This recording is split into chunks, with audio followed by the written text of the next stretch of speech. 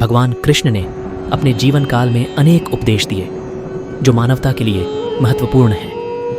उनके विचारों में ज्ञान, भक्ति, कर्म और धर्म के आदर्श समेटे गए हैं। यहाँ कुछ उनके उत्तम विचार हैं।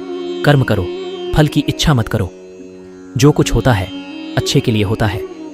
जीवन का अर्थ यह नहीं है कि हम क्या कर सकते हैं, बल्कि यह है कि हम क्या करने के योग्य हैं।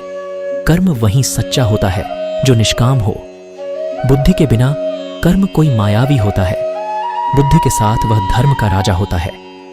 असत्य पर सत्य की विजय होती है। अपने धर्म का पालन करो।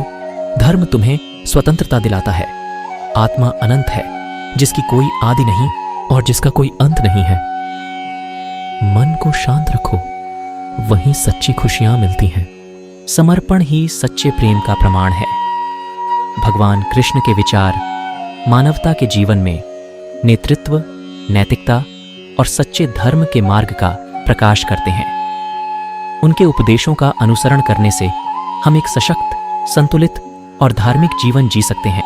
भगवान कृष्ण ने गीता में कहा है कि हमें कर्म करने का अधिकार है, परंतु फल की चिंता नहीं करनी चाहिए।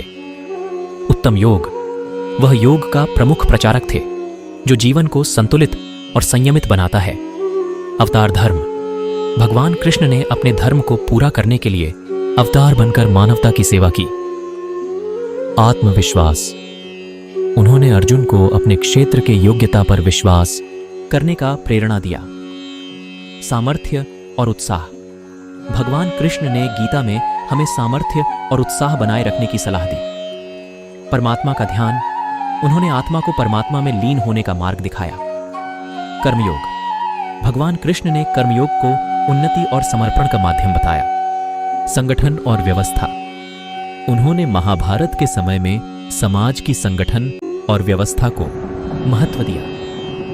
धर्म का पालन, भगवान कृष्ण ने सत्य, न्याय और धर्म के पालन की महत्ता को बताया।